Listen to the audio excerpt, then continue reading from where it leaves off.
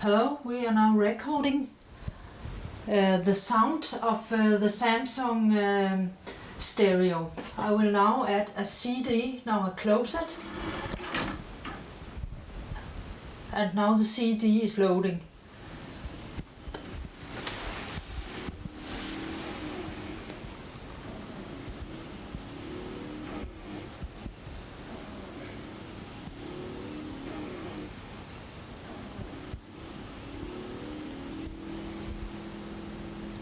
Flemming Jensens Nissebanden i Grønland, indtalt af forfatteren.